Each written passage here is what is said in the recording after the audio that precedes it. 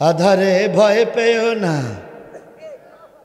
আধারে ভয় পেও না, আলো আছে আড়ালে, জালিমেরা পালিয়ে যাবে তুমি রাস্তায় দাঁড়ালে।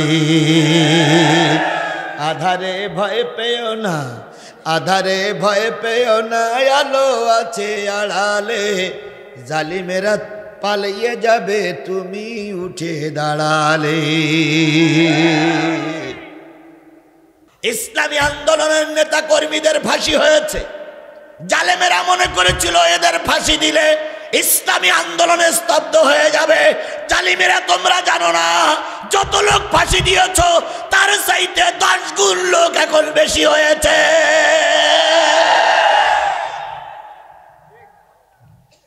ক্ষমতায় যারা আছেন, আমি আপনাদের বিরোধী নই, তবে মরহুম প্রেসিডেন্ট মুজিবুর রহমানকে একদল দুষ্কৃতিকারীরা মেরে দিয়েছিল। যে মারুক মেরেছিল তারা চেয়েছিল মুজিবারের বংশ এই বাংলায় থাকবে না, কিন্তু তোমরা ভুল করেছ। মুজিবারের বংশ ধ্বংস করতে চেয়েছিলে, তাকে ধ্বংস করেছ, কিন্তু তার আদর্শ ধ্বংস করতে পারোনি। একজন দুইজন ছিল তাতে তার আদর্শ আবার জিওয়াই তুলেছে। কথা বলেন ঠিক না বেঠিক? এর থেকে যদি শিক্ষা নাও, কোরআনের আয়াত থেকে শিক্ষা নাও, এক সাইদি, এক নিজামি, এক আজিজুল হক, এক ফজলুল হক আমিনী, এক মামুনুল হক, এক আমির হামজা, এক আজারি রে ক্ষতি করে কিছুই করতে পারবা না। 2-4 জন মারবা, লক্ষ লক্ষ কর্মী তৈরি হবে।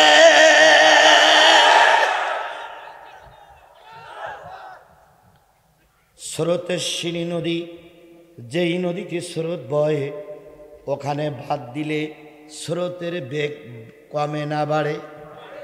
মুসলমান কথা বুঝতে হবে, যেই নদীতে স্রোত বয় ওই নদীতে বাদ দিলে স্রোতের বেগ কমে না বাড়ে? বাড়ে। আজকে ইসলামী আন্দোলন তার গতিতে চলছে, তোমরা বাধা দিয়ে কিছু লোক মেরে দিয়েছ, এতে গতি কমে নাই, বরং পুলিশ এবং তোমরা আমাদের একটু সুযোগ দিয়ে দেখো। আগে নন্দীগ্রামে মিছিল করলে 50,000 লোক পাওয়া যেত, এখন নন্দীগ্রামের মাটিতে মিছিল করলে 2 লক্ষ নেতা কর্মী পাওয়া যাবে। আল্লাহ মনে হয় আজকের এই অবস্থা আগের তে জানত। আল্লামা সাঈদী মারা গেছে, আসলে মারা যাননি, তাকে মারা হয়েছে। ফজলুল হক আমিনী মারা গেছে।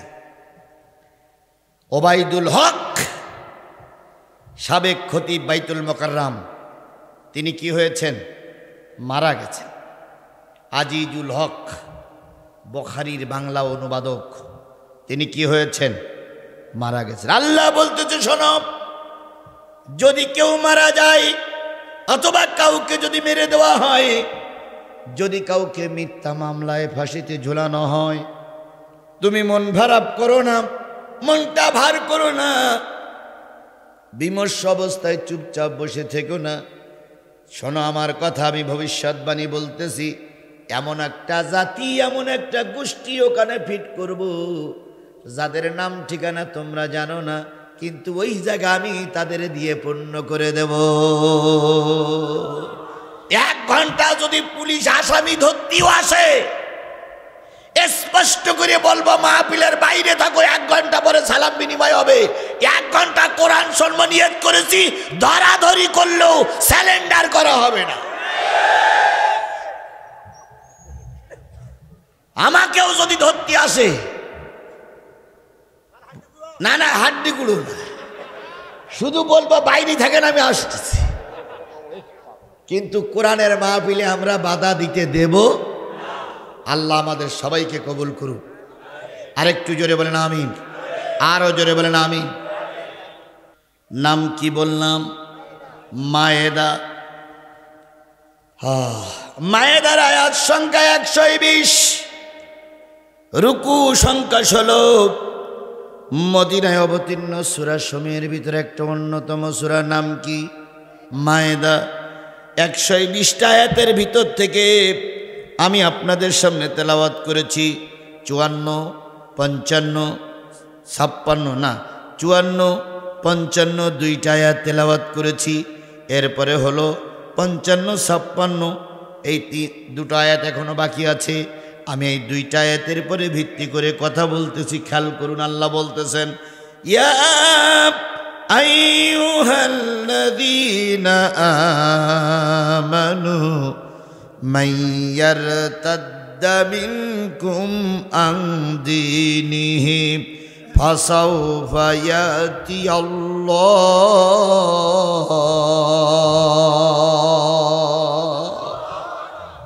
ওহে ঈমানদারেরা, তোমরা যারা ঈমান এনেছ, সেই ঈমানটা 1 আনা হতে পারে, 2 আনা হতে পারে, 4 আনা হতে পারে, 15 আনাও হতে পারে, 16 আনাও হতে পারে। তোমরা যারা ঈমানদার, হতে পারো আওয়ামী লীগ, হতে পারো বিএনপি, হতে পারো জাতীয় পার্টি, হতে পারো চরমনাই, হতে পারো হেফাজত, হতে পারো জামাত ইসলাম, কিন্তু যদি ঈমান এনে থাকো, আল্লাহরে বিশ্বাস করো, পরকালকে যদি বিশ্বাস করো, আমার 1400 বছর আগের বক্তব্যগুলো শোনো। সেটা হলো মাইয়ারতাদ্দা মিনকুম আন দীনিহি, যদি তোমাদের দিন, যদি তোমাদের ধর্ম, যদি তোমাদের দল, যদি তোমাদের সংগঠন, যদি তোমাদের কাফেলার ভিতর থেকে কেউ বেরিয়ে যায়, কেউ যদি মারা যায়, কিংবা যদি কেউ গাদ্দারি করে দল থেকে চলে যায়, অথবা কেউ যদি ফাঁসির কাস্টে ঝোলে, অথবা কেউ যদি জেলে আমৃত্যু কারাদণ্ড ভোগ করে, অথবা যদি জামিন হবে হয় না, এমন অবস্থায় যদি কেউ তোমার থেকে দূরে সরে যায়, মন খারাপ করো না, মুখ ভার করে বসে থাকো না। আমি ওই জায়গায়, যে জায়গায় তোমার নেতা ছিল, নেতা মারা গেছে, অথবা জেলে গেছে, অথবা মৃত্যু কারাদণ্ড হয়েছে, অথবা জামিন হচ্ছে না, ওই নেতার যে শূন্যস্থান পড়ে আছে, ওই শূন্যস্থান আমার পক্ষ থেকে আমি আল্লাহ পূর্ণ করে দেব।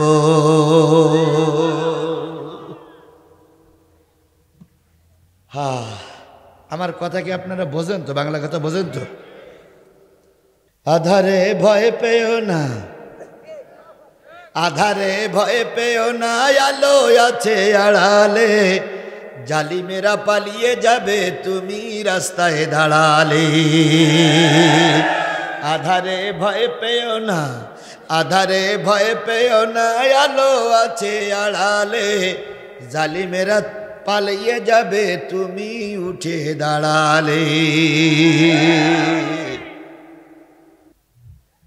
বাংলাদেশ যুব কাফেলা যখন রাজশাহী বিশ্ববিদ্যালয় না ঢাকা বিশ্ববিদ্যালয়ের জামে মসজিদে প্রথম সূচনা শুরু করেছিলেন, তখন তাদের লোক সংখ্যা ছিল মাত্র 6 জন। কয়জন? মাত্র 6 জন। এই ফেব্রুয়ারি মাসে যখন তারা যাত্রা শুরু করেছিলেন, তখন তাদের লোক ছিল কয়জন? 6 জন। এই হাঁটি হাঁটি পা পা করে এখন যে কত লক্ষ পার হয়ে গেছে, তার কোনো ইয়াত্তা নাই। এগুলো কে করেছে? এই জন্য ভয় পেও না। আজকে বড় হুজুরকে মেরে দিল, তাফসীর বন্ধ হয়ে যাবে না, না না, তাফসীর আরো দ্রুত গতিতে চলছে। চ্যালেঞ্জ করি, একটা করব। প্রশাসনের ভাইরা থাকলে, সরকারি দলের লোক থাকলে, বিএনপি জাতীয় পার্টির লোক থাকলে, যদি মায়ের সন্তান হয়ে থাকেন, আমার চ্যালেঞ্জটা গ্রহণ করুন। সেটা হলো, চ্যালেঞ্জটা হলো, যদি এই মাহফিলে আমির হামজা বক্তা হয়, মামুনুল হক জামিন পেয়েছে, খুব তাড়াতাড়ি ছাড়া পাবে। মামুনুল হক খুব তাড়াতাড়ি আমাদের মাঝে আসবে।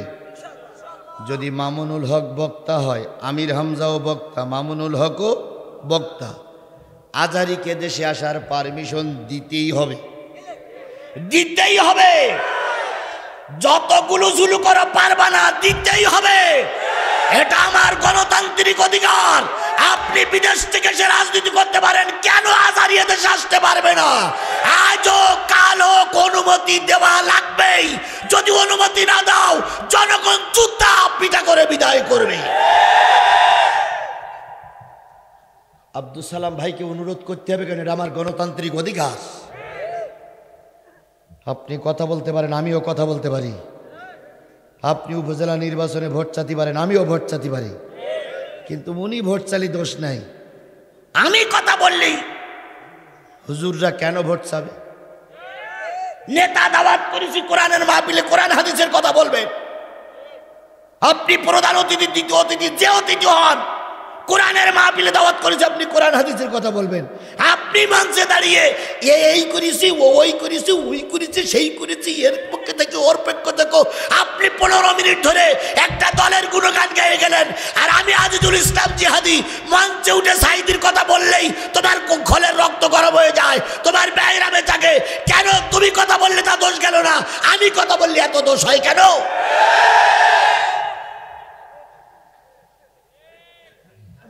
কত দালালি, দালালি করতে করতে, নেতার প্রশংসা করতে করতে কাপড় পর্যন্ত খুলি ফেলে। অথচ এটা কিসের মাহফিল? কোরআনের কথা বলো, তুমি হাদিসের কথা বলো। বুঝেই গায় বিসমিল্লাহির রহমানির রহিম, সালাম আলাইকুম।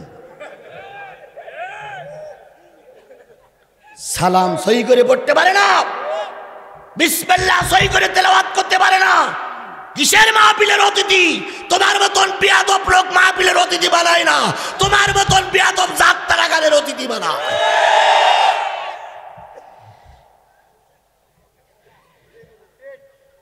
অথচ ওদের কথা শুনিয়ে আমাদের এখন চলতে হয়। বলুন, নন্দীগ্রামের মুসলমানেরা আমির হামজার মাহফিলে উঠতে দেননি, তাতে করে আমির হামজার মর্যাদা বাড়েনি, বরং লক্ষ গুণ কোটি গুণ বেশি তার মর্যাদা বেড়েছে, কমিনি, তার মর্যাদা বেড়েছে। কথা বলেন ঠিক না বে ঠিক? তাহলে আমির হামজা, মামুনুল হক, আজহারি এক মাহফিলে 3 জন দাওয়াত নেবে। কাজী মোহাম্মদ ইব্রাহিম ওই মাহফিলে কত লক্ষ লোক হতে পারে বলে মনে হয়? আমি গুনিয়ে গেটিয়ে বলতে পারবো না। ওই মাহফিলটার পরে শোনেন, ওই মাহফিলটার পরের দিন আপনারা সব দলে এক হবেন। বর্তমান যারা ক্ষমতায় আছে তারা এক হবেন, জাতীয় মুনাফিক এরশাদকে কবরেতে তুলে আসবেন। এরপরে আমি বলি, এরপরে বগুড়ার মাটি বিএনপির ঘাঁটি, এই বিএনপির সব নেতাদের নিয়ে এক মঞ্চে বসবেন।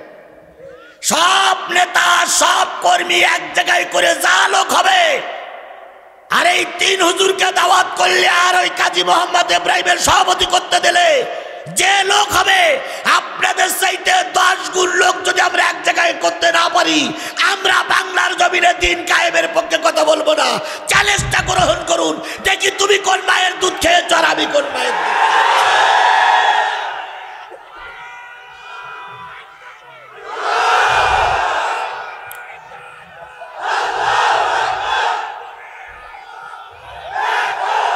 আমরাও খেলতে পারি, আমরাও খেলতে জানি, কিন্তু আমাদের যে খেলতে দেওয়া হয় না। শুধু কাল খেলা হবে, তা খেলা হবে, তাদেরকে মাঠে নামতে দাও। কেডা কি বলতেছে আপনার? মঞ্চে কোনো মোবাইলে কথা হবে না, এখানে কোরআন হাদিসের কথা হচ্ছে, অন্য কথা চলবে না। আর আপনাদের কাছে কেউ যদি ফোন দেয়, যদি মনে করেন লাইন খারাপ, সাদা কাগজে লিখে দেবেন হুজুর সময় শেষ, এমন জোরে দড়ি মারব কেউ আমার খুঁজে পাবে না।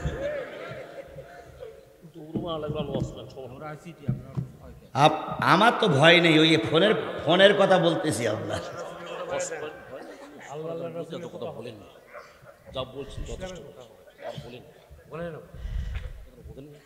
এখানে আমরা যারা সভা করছি কর্তৃপক্ষ আর আওয়ামী লীগ, মানে তারাই সভা হচ্ছে করছে, তাই নাকি?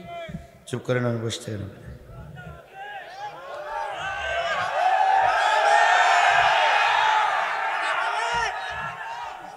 আচ্ছা, উনি ভালো কথাই বলেছে, সমস্যা নাই। তাহলে যে জিনিসটা বোঝাতে চাচ্ছিলাম সেটা হলো, যদি দল বা সংগঠন থেকে কেউ চলে যায়, তাই সে মারা যাক, তাই তার ফাঁসি হোক। সে স্বাভাবিক দল থেকে যদি পদত্যাগ করে, অথবা এখন আগে কর্মী ছিল, এখন বিপদ দেখে আর কর্মী নাই। আগে একজন নেতা ছিল, এখন কয় আমি আর নেতৃত্ব দেব না, সমস্যা। এরকমও যদি হয়, দল থেকে যদি কেউ চলে যায়, ভয় পেও না, চিন্তা করো না, ওই লোকটা চলে গেলে ওরা সেইতে ভালো একটা কম বা জাতি তোমাদের সামনে উত্থাপন করে দেব। সেই জাতির কাজটা কি হবে?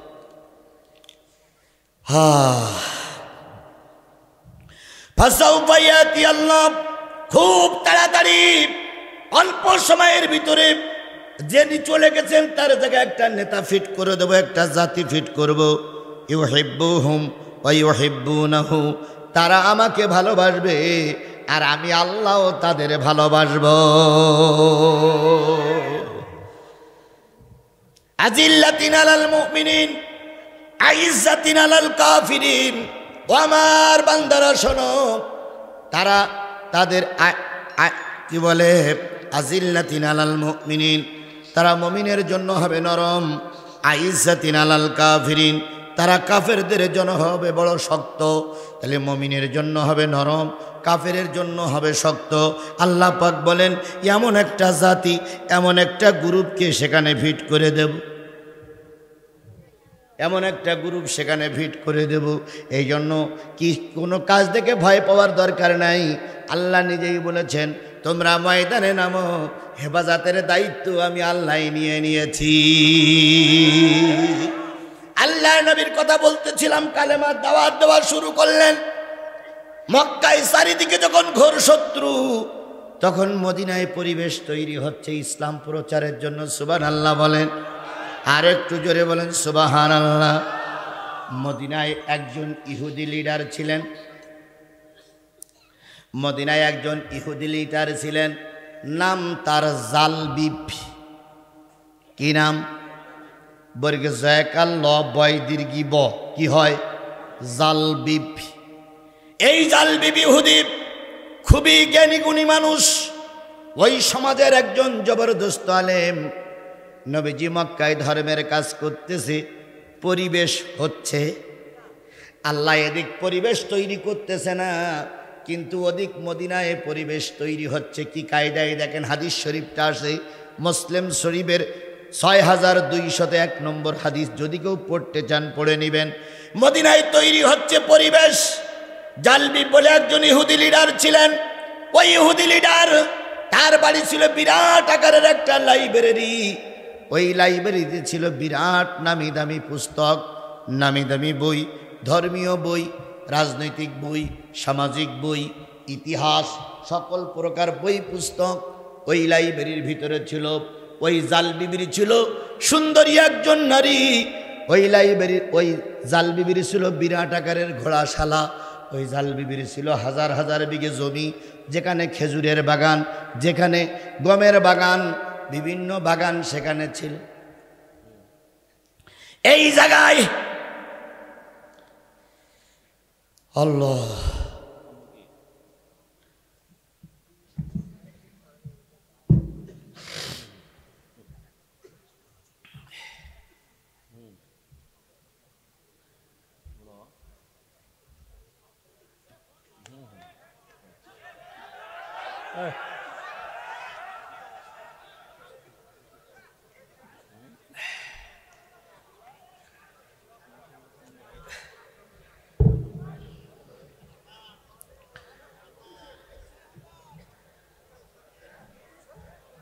ওয়াইজা কুরিয়াল কোরআন ফাস্তামিউ লাহু ওয়া আনসিতু লাআল্লাকুম তুরহামুন। যখন তোমাদের সামনে কোরআন পড়া হবে, তখন তোমরা কোরআনগুলো চুপচাপ বসে বসে শোনো। এটা কি আমার বাবার কথা? আল্লাহ বললেন যখন কোরআন পড়া হবে তখন কোরআনগুলো চুপচাপ বসে বসে শোনো। তাহলে চুপচাপ বসে বসে শুনতে হবে কার নির্দেশ? আল্লাহর নির্দেশ পালন করা কি ফরজ নয়? আল্লাহর নির্দেশ পালন করা কি ফরজে আইন নয়? তাহলে আমরা কোরআনের কোন সূরা থেকে আলোচনা করছি? কত নম্বর আয়াত? 54-55 নম্বর আয়াত। এখানে যদি কেউ কথা বলে, এখানে যদি কেউ না শোনে তাহলে আল্লাহর ফরজিয়াতটা কি হয়ে যাবে? নষ্ট হয়ে যাবে। এই ফরজিয়াতটা আমরা নষ্ট করতে চাই না। আল্লাহ রসুল বলেছেন, আল্লিমু ওয়ুসিররু, আল্লিমু ওয়ুসিররু, আল্লিমু ওয়াসিররু, ওয়াইজা গদাবতা ফাসকুত। যতক্ষণ শ্রোতারা তোমার কথাগুলো মনোযোগ দিয়ে শুনবে ততক্ষণ তুমি প্রচার করো। যখন দেখবে যে কোরআন অবমাননা হচ্ছে, হাদিসের কথা কেউ না কেউ শুনতেছে না, হাদিস এবং কোরআনের কথা শুনতে প্রতিবন্ধকতা আসতেছে, ফাসকুত, বন্ধ করে দাও। তাহলে কোরআনের কথা শুনতে হবে, এটা কি ফরজ, ওয়াজিব, সুন্নত না নফল? ফরজ। তাহলে আমাদের এখানে আবারও বলছি, আমি একজন মানুষ, এতগুলো লোক হয়েছে বলে আমি তো আপনাদের ঘাড়ের পরে চড়ি বসি। যদি মনে করেন আপনাদের সমস্যা হচ্ছে, আমি চলে যাই। আপনারা তো আমি বলি, আপনারা তো আমাকে দাওয়াত করে নিয়েছেন, কর্তৃপক্ষ দাওয়াত করে নিয়ে আসছে। ভাই আমাকে বলতেছে যারা নিয়ে আসছে তারা সরকারি দলের লোক। তা সরকারি দলের লোক, তা আমি তো কোরআন হাদিসের কথাই বলতেছি। আমি কি বলেছি প্রধানমন্ত্রীর 1 ঘন্টার ভিতরে ক্ষমতাতে নামতে হবে বলেছি একবার? আমি কি প্রধানমন্ত্রীর বিষয়ে কোনো বাজে কথা বলেছি?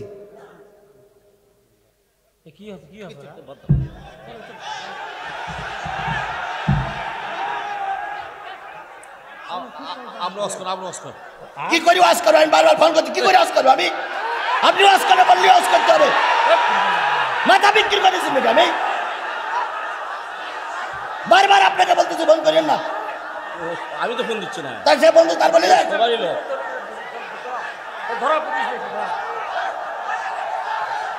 আশ্চর্য ব্যাপার। আমরা অনুরোধ করছি যে ফোনটা করেন না। বসেন বসেন বসুন। আপনারা কি কোরআনকে ভালোবাসেন? বসেন। জিহাদি মাথা বিক্রি করে না। একটা জিনিস মনে রাখবেন, এই ওয়াজ আমার জীবনের শেষ ওয়াজ হতে পারে। আজকে আমাকে গুলি করে কেউ মারতে পারে অথবা থানায় গ্রেফতার হতে পারি, তবুও আমার গতির পরিবর্তন হয় না। রক্ত দিতে জানি কিন্তু রক্ত নিয়ে পালাতে জানি না। আমি জিহাদি রাজপথে শহীদ হতে রাজি, কিন্তু বাতিলের কাছে মাথা বিক্রি করতে রাজি নই। বসেন বসুন। আমার ভাইয়েরা, যে জিনিসটা বোঝাতে চাচ্ছিলাম সেটা হলো মক্কায় পরিবেশ নাই, কিন্তু পরিবেশ কোথায় তৈরি হয়েছে? মক্কায় পরিবেশ নাই, কিন্তু পরিবেশ তৈরি হয়েছে কোথায়? মদিনায়।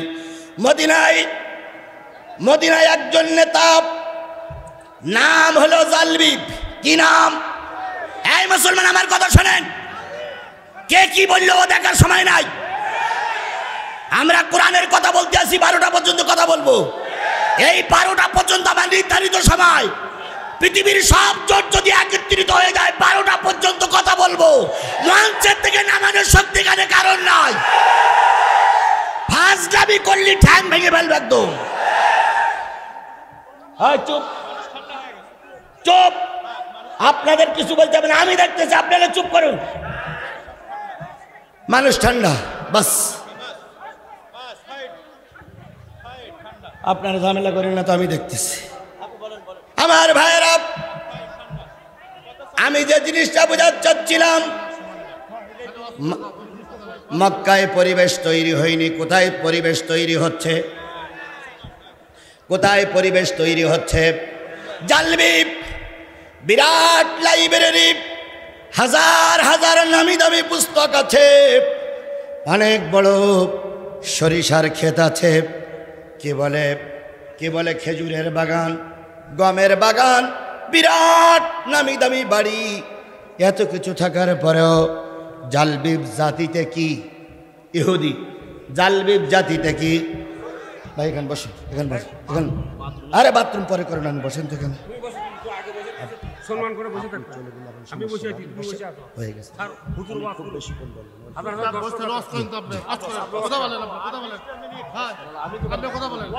বন্ধুগণ, জালবিব বিরাট নেতা, কিন্তু জাতিতে কি? ইহুদি। জাতিতে কি? আরো জোরে বলেন, জাতিতে কি? লা ইয়াত্তাখিযুল মুমিনিনা কাফিরিনা আউলিয়া মিন দুনিল মুমিনিন। কোন কাফের আর মুসলমানের সঙ্গে বন্ধুত্ব হতে পারে না। কাফের কাফের, মুসলমান মুসলমান, এই কথা বলে ঠিক না বে ঠিক? এক কাফের কাফেরের শত্রু। কাফের কখনো মুসলমানদের বন্ধু হতে। আমার ভাইরা, যে জিনিসটা বোঝাতে চাচ্ছিলাম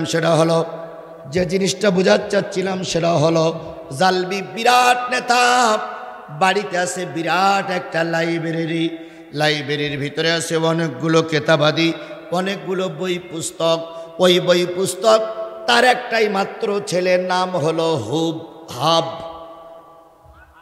নাম কি বললাম? এই যুবক, এই আমার দিকে খেলবেন, আমার দিকে খেলবেন, আমার দিকে খেলবেন। নাম কি বললাম? হুব হাব। ছোট্ট বালক বাবার সঙ্গে যায়, মায়ের সঙ্গে যায় লাইব্রেরিতে, যে বিভিন্ন নামি দামি পুস্তকাদি পড়ে, বের করে আনে, পড়ার পরে তার থেকে শিক্ষা দেয় ছেলেকে। কিন্তু 19 নম্বর তাকে, সবচেয়ে উপরে 19 নম্বর তাকের পরে একটা বই খুব সুন্দর করে বাঁধা আছে। ওই বইটারে কখনো বাবা তার ছেলেকে পড়ায় না। তো ছেলে মাঝে মাঝে জিজ্ঞেস করে, আব্বু ওই যে 19 নম্বর তাকের পরে ওটা কি? কয়, ওটা তোমার এখন জানার দরকার নেই, যখন তুমি বড় হবা তখন জানতে পারবা। বাজান, এটা কার লেখা? এটা হলো তৌরাত। এটা কার? এটা জব্বুর, এটা ইনজিল, এটা মহাভারত। বলেন যাই বলেন, বহুত কিতাব তোমাকে পড়ানো হলো, কিন্তু একটা কিতাব ওই উপরের তাকে লেখা আছে, এইটা তুমি পড়তে পারবা না। এখন ওইটা কি জিনিস? ছেলের জানতে কৌতূহল হলো, ছেলের জানার ইচ্ছা উদ্ভব হলো। ছেলে চাইল ওইটাই আমি একটু খুঁজে দেখব, কিন্তু দুঃখের বিষয়ে, পরিতাপের বিষয়ে, দেশের অবস্থার কারণে সত্য জিনিসটা জানা হচ্ছে না। সত্য জিনিসটা জানা হয় না, সত্য জিনিস জানতে পারে না। একদিন বাবা মা চিন্তা করলো, ছেলেটারে যদি বাইরে বের করে দেওয়া যায় তাহলে আমরা আমাদের কাজ সিদ্ধি করতে পারবো। তাই বাপ মা টার্গেট নিয়েছে, একটু মদ খাবে। কি খাবে? আরো জোরে বলেন, কি খাবে? মদ খাওয়া হারাম না হালাল? কোন জায়গায় আছে? কোন জায়গায় আছে? ইয়া আইয়ুহাল্লাযীনা আমানু ইন্নামাল খামরু ওয়াল মাইসির ওয়াল আনসাবু ওয়াল আজলামু রিজসুম মিন আমালিশ শাইতান। হে ঈমানদারেরা, নিশ্চয়ই মদ, জুয়া, মূর্তি নির্মাণ করা যদি লাইগা যায় 10 টাকায় 40 লক্ষ টাকা, এগুলো সব শয়তানের কাজ, এগুলো ঈমানদারদের জন্য হারাম। 1 নম্বর কি? মদ। 2 নম্বর কি? জুয়া। জুয়া বোঝেন তো? 3 নম্বর মূর্তি নির্মাণ করা। তাই সে যত বড় নেতা হোক, এগুলো কার কাজ? আচ্ছা বলুন তো, আমরা নবীরে ভালোবাসি না বাসি না? নবীর একটা কাল্পনিক ছবি তৈরি করে যদি মসজিদে টানাই রাখি ইমাম সাহেবের সামনে, কেন হবে না? বলুন তো, বাংলাদেশে যতগুলো রাজনৈতিক দলের নেতা আছে, এদের সম্মান আর নবীর সম্মান কি এক? তাহলে নবীর ছবি টানিয়ে, নবীর মূর্তি বানিয়ে মসজিদের ভিতরে রাখবো, নামাজ হবে? আল্লাহ বলেছে মূর্তি নির্মাণ করো না, মূর্তির সামনে রাখলে নামাজ হবে না। অথচ সেই মূর্তি, সেই দেবতা আমাদের প্রত্যেকের ঘরে ঘরে।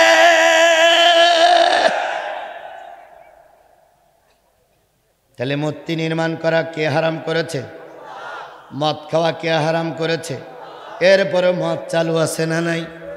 এখন আবার মদের স্টাইল স্টাইল নাম।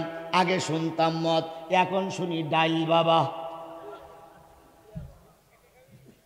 তারপরে ইয়াবা বাবা, তারপরে গাজা বাবা, কত বাবাই শুনতেছি। কথা বলেন ঠিক না বে ঠিক? সুতরাং মদ যে খায় যত প্রকার হোক, যা খাইলে মানুষের ব্রেন টাল হয়, যা খাইলে মানুষের ব্রেন ঠিক থাকে না, ওটা কে হারাম করেছে? এখন ওই যে হুবাব, ওই জালবি, ওই হুবাবের মার বাপ কি খাবে? মদ খাবে। কিন্তু বাপ যতই খারাপ হোক, সে কখনো চায় না আমার খারাপটা ছেলে জানুক।